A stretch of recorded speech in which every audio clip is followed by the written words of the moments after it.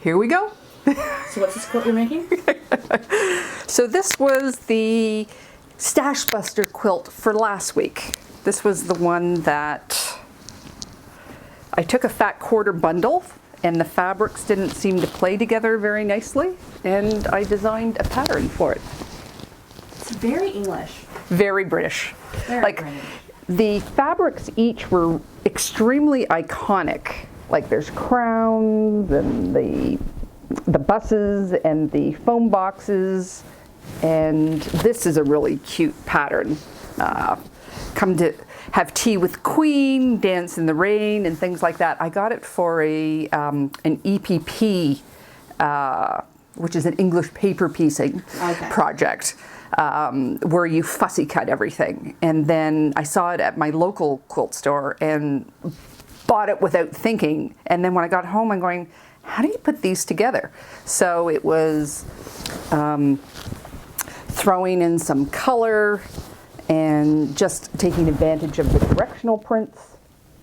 And I actually really like it.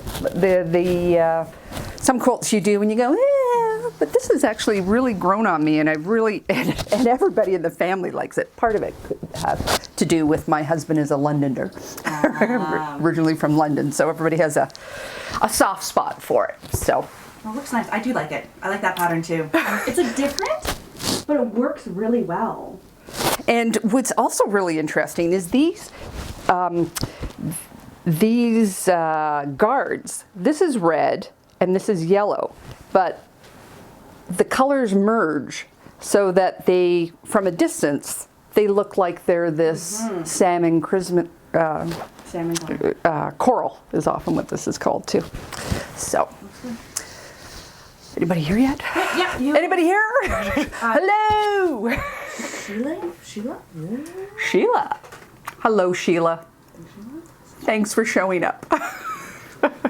This is kind of, it's not impromptu. Taylor and I have planned this for a month. We decided that we would do our Q&As the first Saturday of every month, but because I was so busy this week, I never actually put out the notice for anyone. And I think part of that was because I didn't know physically what kind of shape I was going to be in on Saturday morning. There was a lot of moving of boxes. There was a lot of saying goodbye to an old place. My husband and I, we have been in business for 33 years, and we're downsizing now, and it was a lot of work. You think downsizing a house is hard. Try downsizing a business. So, yeah.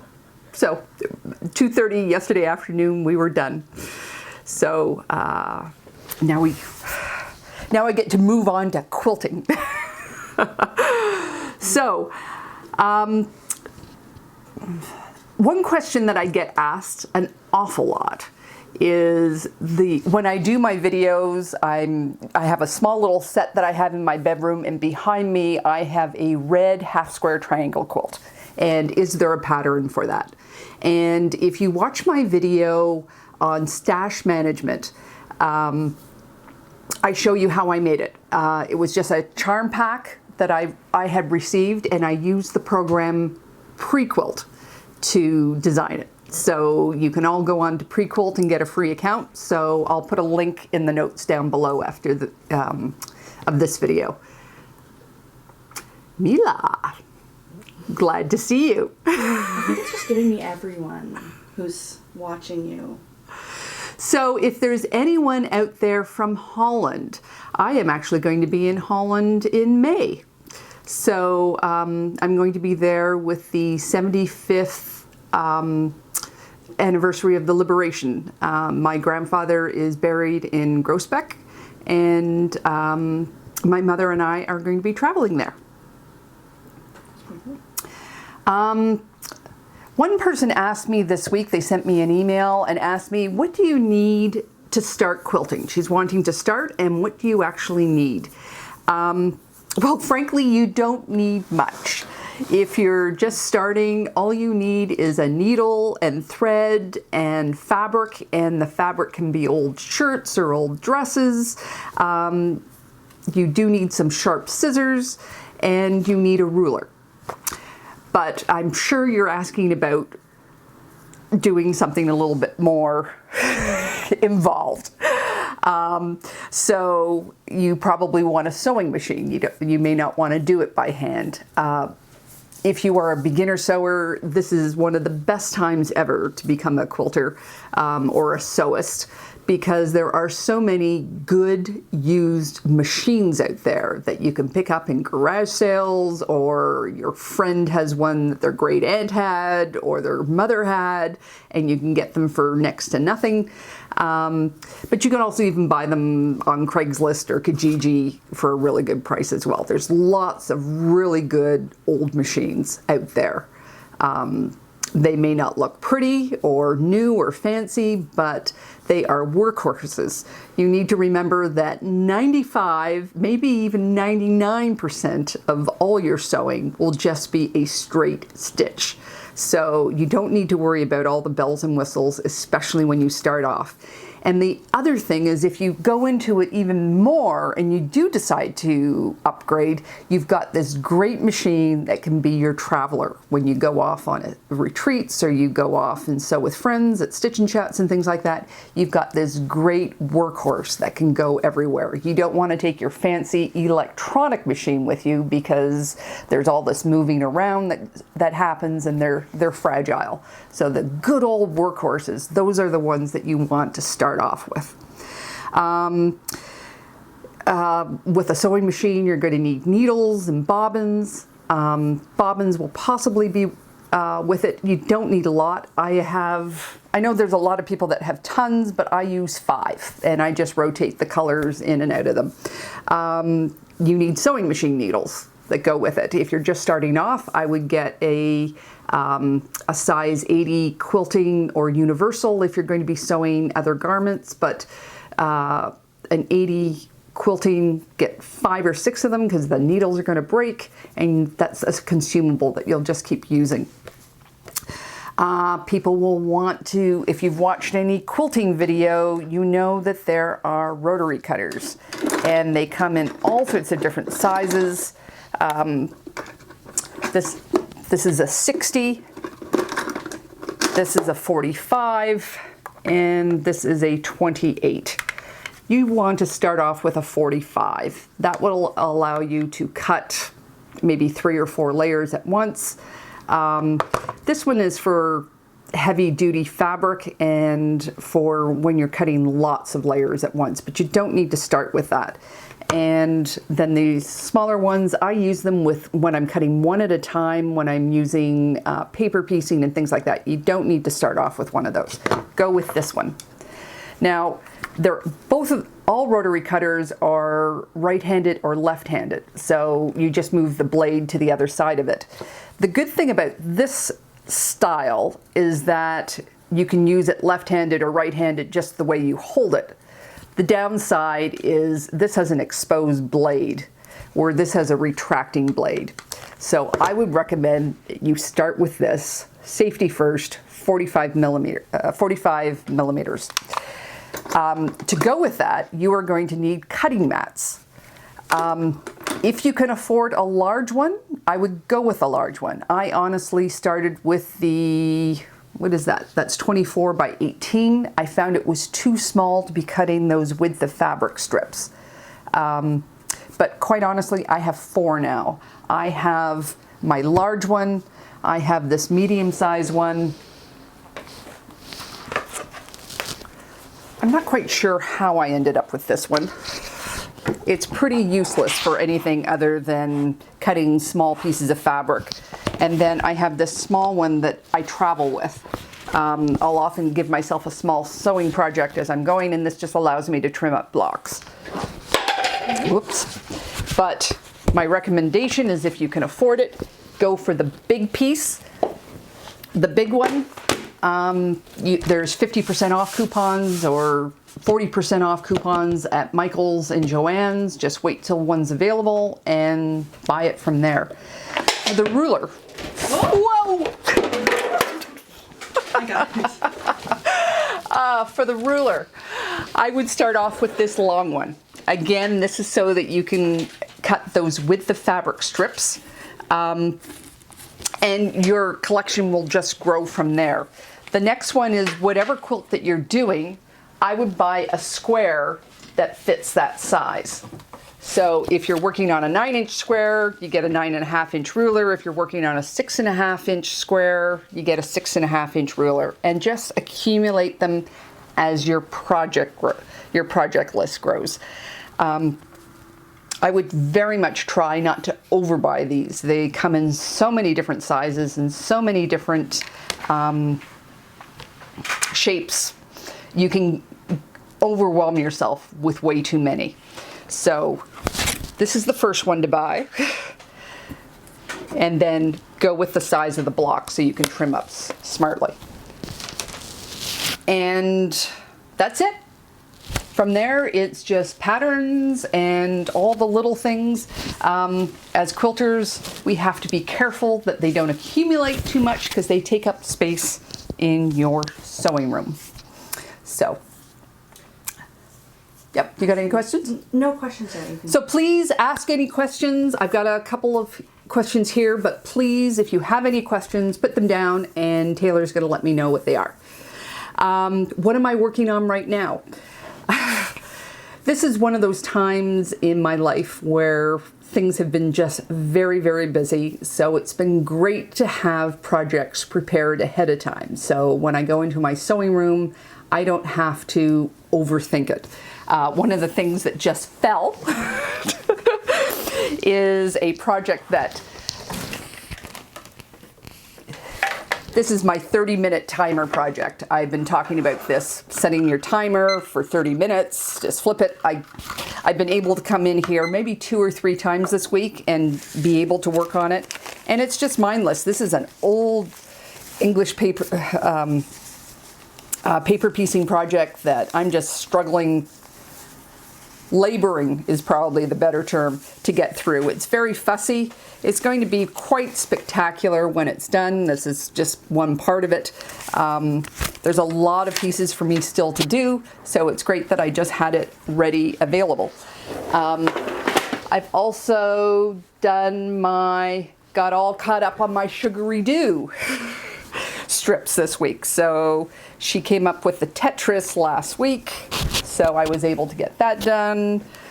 These are my hashtags, and I actually got caught up on the triangles from last month. So that's the Sugaridoo. I had that caught up on.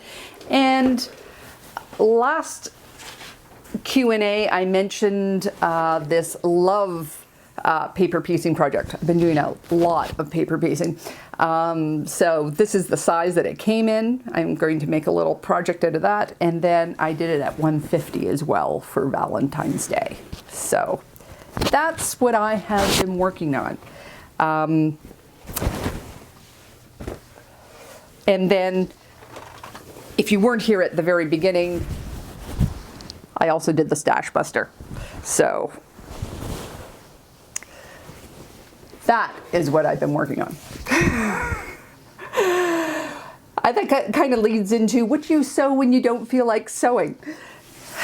January, especially this January, is so long, and for us in Toronto, it has been so dark. There's been so few days with sunshine. It's been awful. And it's very easy to get into a funk and just not feel motivated to do anything. You're stuck inside so much. The weather's been lousy, it's been wet and raining. My husband, who's from London, says this is just like England. But it's just been really a downer. So it's really good to have those projects prepared for yourself. It's a good time to go into your scrap bin and just make all those scrap blocks that I told you about, those scrap sampler blocks or the scrap strip blocks. Just be a little bit mindless about it. Don't worry about working on big, new, creative projects. You can just work on getting rid of stuff. But it could also be telling you that it's a time to be creative. So there's a number of things that you can do to be creative. I would say the best thing is to go off and be at an art gallery or go out and do something with friends, get out in the big fresh air, but when it's dark and dull outside, it's hard to do that. I have a couple of publications and books that I like to read. One is called Uppercase. Never fails to inspire me and make me creative. It just makes me positive. And I think I'm going to be doing a video on how to be creative, like what things that inspire you. If that is appealing to you, please put a comment down in the notes. But the other thing is, now it's February. January's gone, February's coming, and then spring is coming. So we can look forward to brighter days ahead. How's the Sugaridoo Quilt-a-long going? And well, I just showed you my pieces. Here they are. This was number 1. This was strip number 1. This was strip number 2. This is strip number 3. And somebody asked me, how do I like the Quilt-a-long and how does it compare to others? Well, first of all, I approach this as with a challenge to myself. I am sewing this. I'm not sure if you can see it on here. This is a linen, which I've never used before. And I've never made a quilt with pre-washed fabrics before. So that's what my challenge is this time. I've pre-washed all the fabrics and I'm going to see how it's different. What I really like about the Quilt-a-long and why I chose to do this Quilt-a-long is there's only one strip that I have to do a month. And I'm really liking that pace. I think it's being really well managed. There's a nice, vibrant Facebook group to go with it.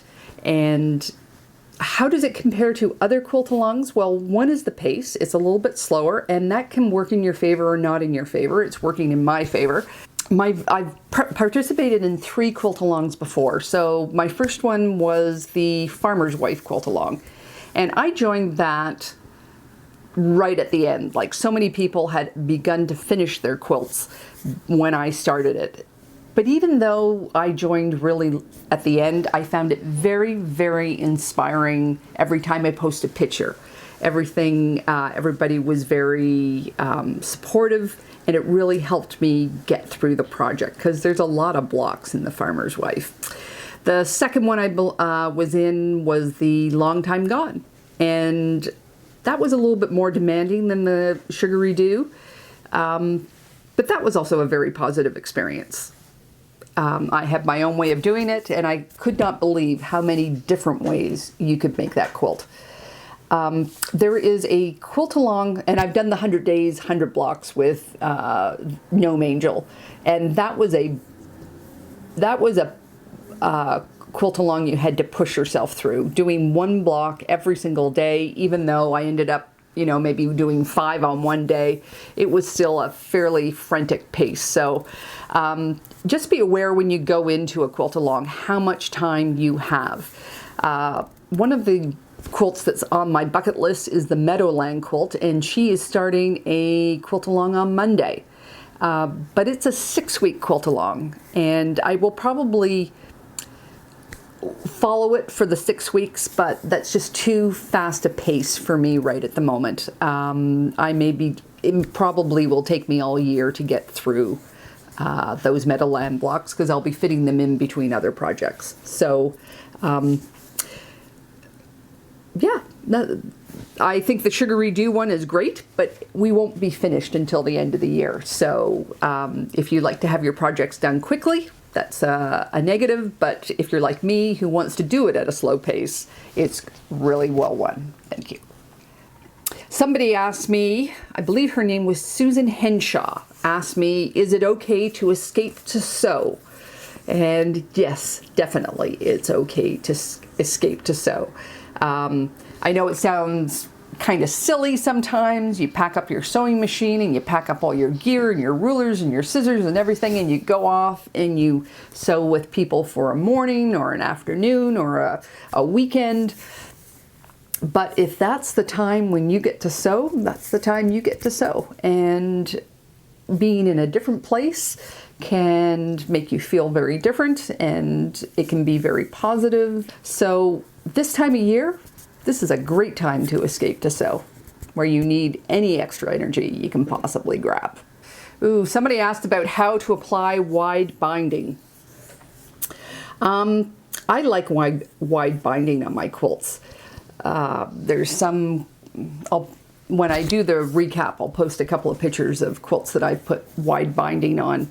I have a lot of color in my quilt, and sometimes that narrow binding isn't enough to contain the quilt. You need something bigger. The downside to wide binding is it's expensive because you're using not twice the amount of fabric, but triple the amount of fabric because you have to fold it over and then fold it over, and there's a little bit extra that's used as well. So it's expensive, but you make you know what, I'm gonna have to show it in a in another video because I don't have everything here. The trick is the corners. You apply it exactly the same way except for the corner. Your other mic. Oh, I've lost my mic. Okay, there you go. Sorry. I couldn't see it. Nope. I have Taylor behind the scenes again, my cousin Taylor. She's helping me, so she's just making sure that technically I'm all together.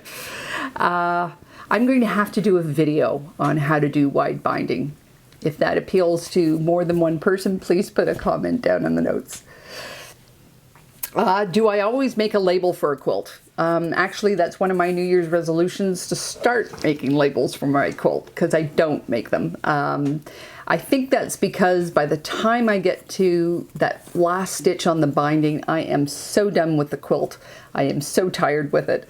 I don't want to do a label.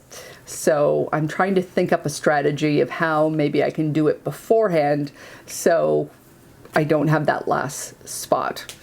Yeah, so that's a new challenge for me for 2020. Squaring a quilt before binding. Having a perfectly square quilt is nice, but this is a handmade object, so I don't fret overly about it being perfectly square. If it's a little bit wonky, that's just part of the personality of the quilt. And especially with beginner quilters, there's so many things that can go wrong. So just do your best. Just do your best. But when you get a little bit more proficient and you do want to square your quilts, I have this little device. It's from the tool department at Home Depot, but it's a laser. So there's a laser. Sorry, it's on this side here. So I'm not sure if you can see, there's a laser here and there's a laser here. And I put this in the corner and I can see it go down the line, and I just move it and adjust it till I get the perfect, what I consider the best line through the quilt.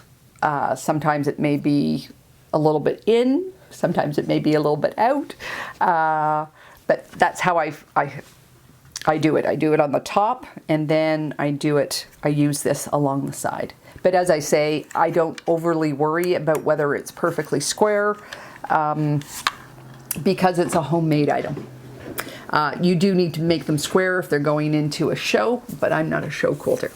So there's probably videos online by show quilters that you could probably find more information about.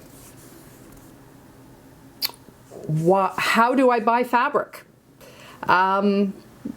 Do I buy it just because I like it, or do I buy it for a project? Both. I buy fabric because I like it, and then it goes into my stash, and when I go to make a quilt, I go shop my stash.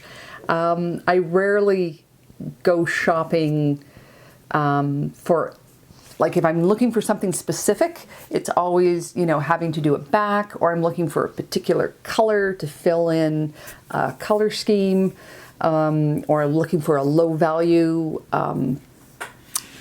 some fabric to tie into others, or I'm looking for a wide back. Otherwise, I completely shop from my stash. but I buy what I like. And unfortunately, sometimes my eyes are bigger than my cupboard. So I do have to be careful, like everybody who's been quilting for a couple of years. You just need to be careful not to overbuy. Because there's just, that's another problem that we have at this time of year when everything's so dark. We want to perk up our mood, so we go shopping for more fabric. And we just have to be careful that, yes, it's a quick fix, but there's a long-term problem behind overbuying. So just be careful. AFTERQUILT. What is an AFTERQUILT, and when am I making my video about it? That is my next video. I apologize. I have been struggling making that video just because I needed a variety of quilts to talk about and a variety of backings, and I just haven't had that type of time in the last 3 months. So I made a fairly involved AFTERQUILT on this one. The AFTERQUILT is just what goes on the back, and you use up your scraps to do that. So on my last quilt, my STASHBUSTER, I put every piece of scrap in here. So my next video is going to be on how to do that. Hopefully for next Thursday. And I'm actually going to have a secondary video that goes along it. It's going to be more like a vlog on how you just follow me through one complete project. Everybody is asking me about my new studio. My new studio is going to be, if all goes well, it'll be opened around March 1st, March 15th. And I'm redoing my website this year, and you'll be able to sign up for classes on my website. So different types of classes. I'm going to have the space open to other instructors to use so they can have their classes there. I'm going to be doing a color class. I'm going to be doing a beginner quilting class, and then we'll be doing some stitch and chat groups too. So one on English paper piecing, and one maybe just an open to sew group. So I think that's all for today. As I said, my next quilt is going to, my next video is going to be on AFTERQUILT, and after that I'm going to be doing my first installment of the Quilting Book Club. That is Andrea Jackson's book on gemology, and gee, I've got so many great videos planned. I can't wait to show them to you. So you can find me online on Instagram and Facebook at Just Get It Done Quilts. You can also find me on Pinterest, Just Get It Done Quilts, and of course my website at justgetitdonequilts.com. So take care, and I'll see you next time.